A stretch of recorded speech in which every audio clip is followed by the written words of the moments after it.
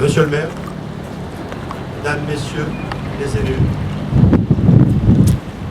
messieurs les représentants du Souvenir français, chers amis, chers compatriotes, merci d'avoir répondu présent à cette cérémonie de recueillement et du souvenir.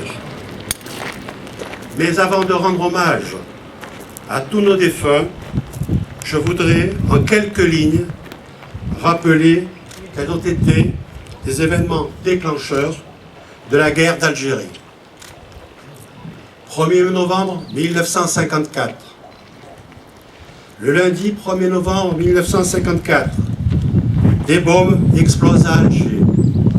Des foyers d'insurrection isolés en Kabylie, en Oranie, dans les Aurès. Dans le nord constantinois, des récoltes sont incendiées. Une trentaine d'attentats sont signalés. 8 morts et de nombreux blessés sont dénombrés. Ce fut ce que l'on appelait la Toussaint rouge. Déclenchement des hostilités qui devaient durer près de 8 années. Les victimes de ce jour furent les premières d'une longue liste. Ce jour-là, jour de recueillement chez les chrétiens, débuta une guerre qui apportera son lot de souffrances, de luttes fratricides et d'horreurs innombrables. Ce jour-là, tombèrent sans distinction d'origine ou de religion des hommes tout simplement. 2 musulmans pro-français, Ahmed Harouk, agent de police à Drah el-Mizan, Ben Ashdok, caïd de M. Chounesh, 4 métropolitains, Guy Monroe, instituteur à Tifelfel, originaire du Limousin, le lieutenant Darnaud et 2 canonniers au poste de Kenchela, dans l'Aurès, et un pied noir de 19 ans, François Laurent, à La Passée, en Oranie. Voilà, je crois que symboliquement, quelques lignes, tout est dit. Une fois de plus, nous voilà réunis devant cette stèle, afin de rendre hommage à tous ceux qui ne sont plus là, parents et amis qui ont été pendant longtemps proches de nous, et qui ont su partager leur joie et leur peine. Hommage en ce jour de la Toussaint à tous les défunts que nous avons laissés là-bas, dans des cimetières où nous ne pouvons plus nous recueillir. Notre douleur est d'autant plus grande quand nous pensons à tous ces cimetières abandonnés, vandalisés et profanés. Oui, j'ai aimé cette terre où je suis né. J'y ai puisé tout ce que je suis, bien que j'ai connu et partagé les misères qui ne lui manquaient pas. Elle est restée pour moi la terre du bonheur, de l'énergie et de la création. C'est pourquoi nous nous rassemblons chaque année devant cette stèle pour y chercher l'espoir.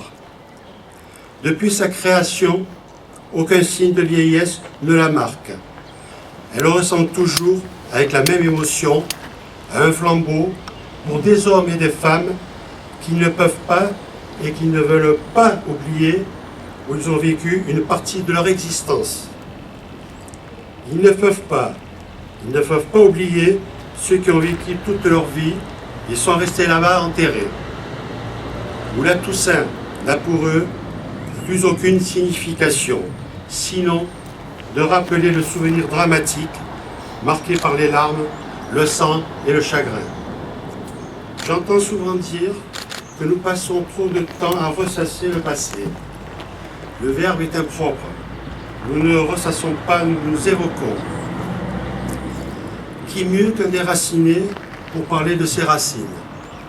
Depuis quelques années, nous nous réunissons devant cette stèle qui n'est pas une pierre froide et qui possède véritablement une âme, puisqu'elle symbolise la mémoire de tous ceux qui ne sont plus parmi nous.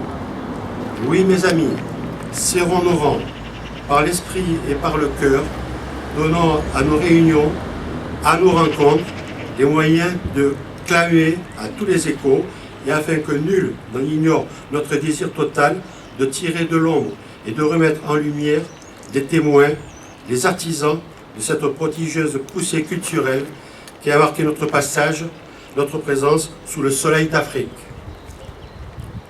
Ne laissons jamais le voile de l'oubli tomber sur ces bâtisseurs, sur ces ouvriers qui, chacun dans sa discipline ou son idéal, ont donné à notre Algérie sa part incontestée dans le concert des valeurs humaines.